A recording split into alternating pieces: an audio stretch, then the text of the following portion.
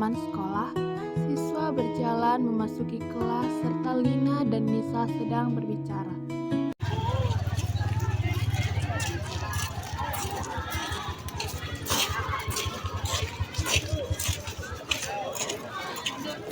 Nisa, tadi aku lihat di belakang sekolah ada kameranya. Iya, itu bantuan dari daerah pemerintah.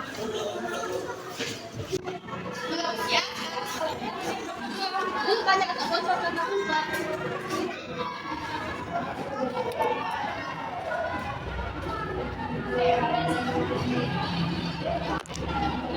Selamat pagi anak-anak. Pagi Bu.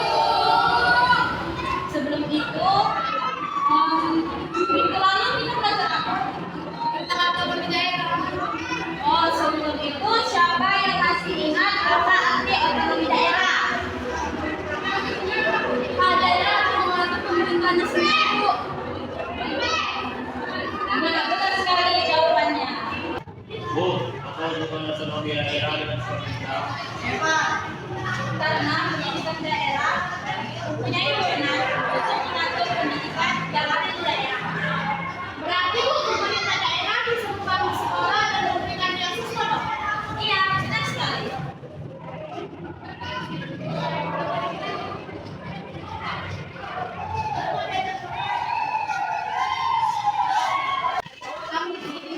melihat pemerintah daerah juga akan menambah kewenangan. Setelah itu, pada jam istirahat, mereka semua duduk di taman dan mendiskusikan tentang masa depan mereka satu persatu. Menurut kalian semua, apa yang harus diperbaiki di daerah kita ini? Jalan desa dan pertanian.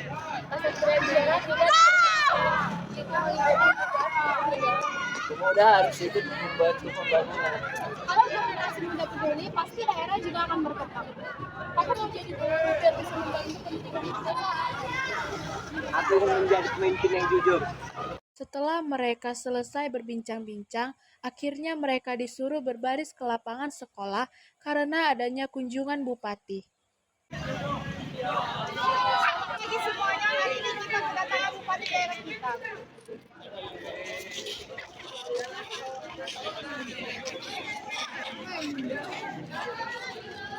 Selamat pagi anak-anak. Pagi Pak. Saya bangga atas kalian semangat belajar. Pendidikan adalah prioritas utama daerah kita. Karena pendidikan yang baik untuk masa depan daerah yang baik. Kak, apakah pemerintahan akan memberikan beasiswa? Tentu saja ada bagi siswa yang berprestasi.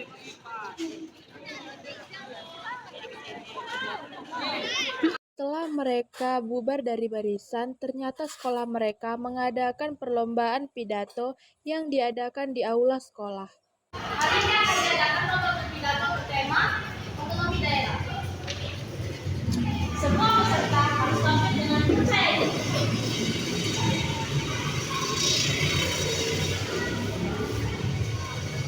Salam sejahtera bagi kita semua. Perkenalkan nama saya Lina. Pada kesempatan kali ini saya akan berjudul otonomi daerah.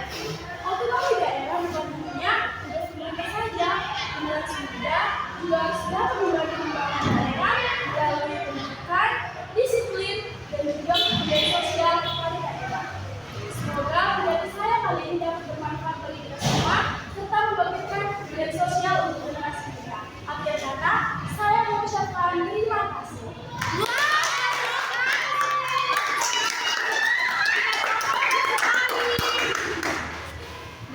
Setelah perlombaan pidato selesai, mereka semua disuruh untuk kerja bakti sekolah dan mereka semua membersihkan lingkungan sekolah.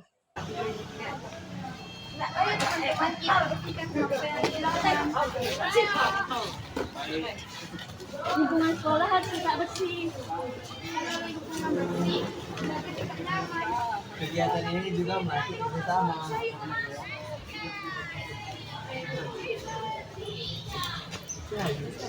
Benar, gotong royong harus dijaga. Setelah kembali ke kelas, hujan deras pun turun. Atap kelas mereka pun bocor.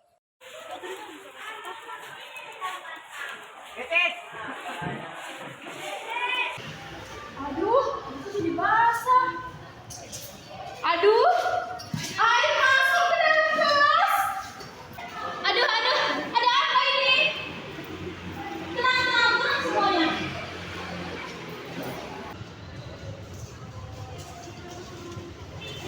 Ada apa ini? Begini, ini gedungnya udah bocor, sampai ini semua banjir, basah juga bukunya. Pendidikan tidak boleh terganggu dan gedung ini harus segera diperbaiki.